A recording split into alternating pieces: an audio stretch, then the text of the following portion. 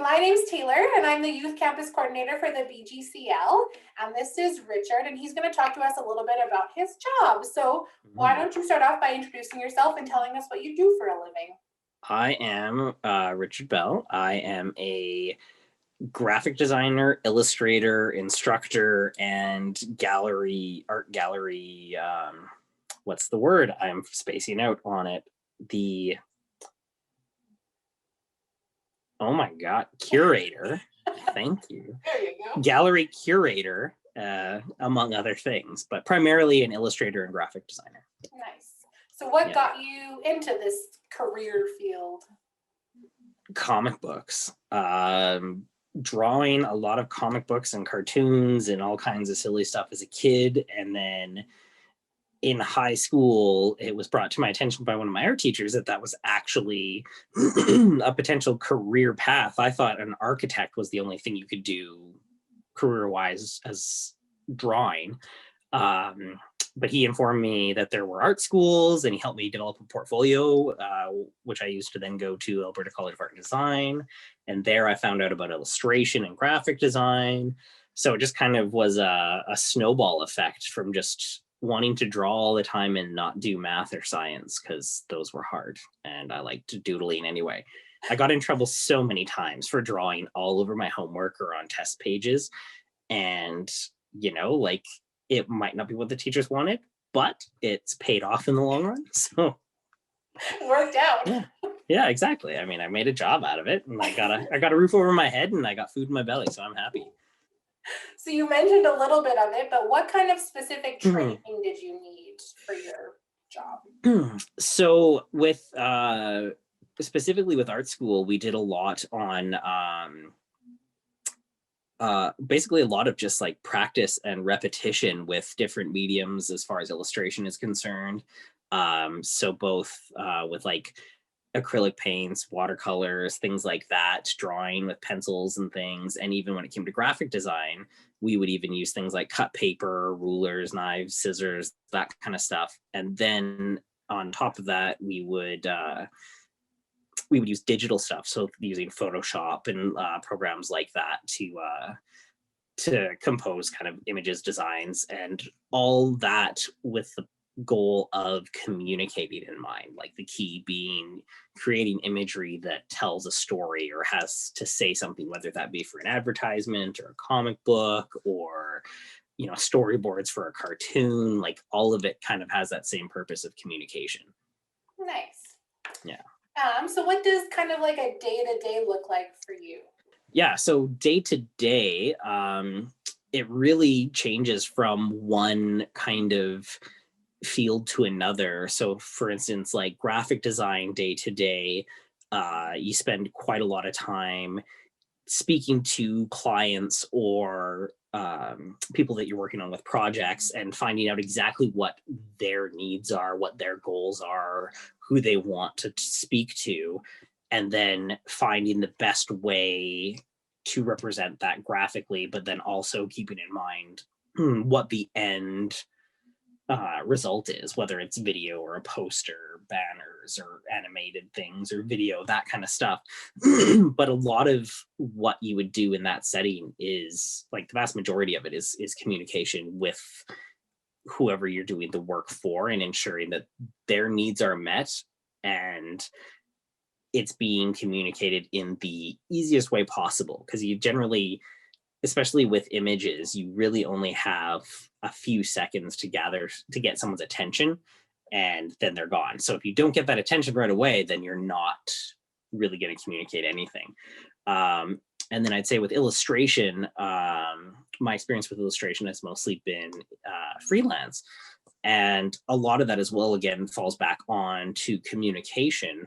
But with illustration specifically, and when you start getting into drawing and painting and stuff like that, there's a lot more time spent day to day developing the idea and sending it back and forth. Whereas with design, you might kind of work back and forth with a client maybe once or twice and then just move ahead. With illustration, because so much more time is put into it, you want to communicate way more often, because if you jump ahead, say an illustration might take 100 hours over the course of a couple of weeks, if I just like get the first approval on a sketch and then finish it, that's a lot of time wasted. If they go, oh, I really don't like that, can you change that one piece? And it's just like, oh my god, no.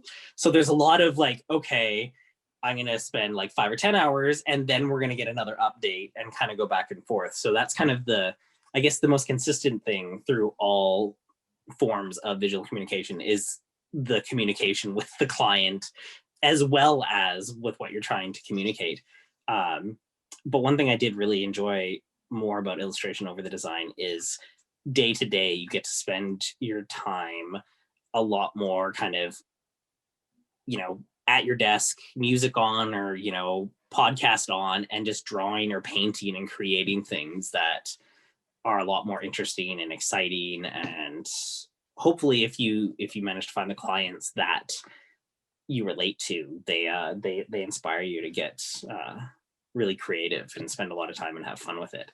And then nowadays, currently, with my more I guess my more full-time role right now as a gallery coordinator and curator, my day-to-day consists a lot of actually interacting with other artists, communicating with them, and organizing how they would like their work to be arranged to communicate their intent and their interests more effectively. And then when it comes to things like workshops, which I'm sure actually you guys experience quite a lot, is a lot of times um, only half the work is the teaching and stuff like that for things like workshops. A lot of it is getting feedback and kind of doing research on what might work better and things like that, and trying to find the best way to teach something to as many people as possible, because it's tough trying to reach a large group of people with an idea, because everyone learns so differently. So I think like a lot of time when teaching stuff like that is the best way to kind of be general about it, and then also how do I dig in deeper here and there to help people that learn certain ways better than others. But yeah, I think that's kind of a large spread of three very different career paths, which have all actually been within the last few years. But there's a lot of variety in the creative like kind of areas of like design, illustration, communication, animation, but a lot of variety between jobs, but there's also a lot of repetition day to day, though. I think that's something not a lot of people expect, but it is there. Yeah. Yeah. Okay, so what did you kind of have to do to get a job in this field, like as far as like application wise? So there is a interesting, I guess there's a misconception about like I guess the starving artist thing doesn't really exist to me. I don't want to sound rude, but I don't mean it that way, but it's not a starving artist that's poor, it's a lazy artist. um you could be, I'm not the most talented of the people I went to school with or all the artists I know, like not even close. Like I'd say I'm pretty average. But one thing I am really good at is interacting with people and selling myself and being persistent and opportunistic when situations come up. Because you could be the absolute best artist in the world, but if you have no confidence and are afraid to talk to people and put yourself out there and try to get that job or that opportunity and to pursue it, it just won't happen. And I think that's the biggest thing in this industry, because there is no generic application. There's no, website that you're going to go to that's going to be a catch-all. It's 100% how you interact with people and how those people perceive you and tell others about you. I think in the 16 or 17 years I've been doing this now, I have only got one job or one client by just applying, like just putting myself out there and trying to get it. Every other job has been through someone I know introducing me and kind of having that interaction on a personal level first, because it's connections are everything. And if someone were to ask me if they needed to go to art school to do this career, I would say absolutely not. If you are incredibly motivated and know a lot of people, you don't need it at all. But if you know no one and have really poor time management and motivation, go to art school. It will give that to you. Because like I said, I'm not the best artist I went to school with, but the amount of connections I made and the time and space to do those things I otherwise wouldn't have done is what basically made me able to be successful. Yeah. Okay. What are some challenges you would say you face in this field? I think self-confidence is a constant challenge, and being being comfortable with yourself and your work and putting it out there. It's very common, I think, for artists to be self-conscious and to be afraid of people not liking what they do.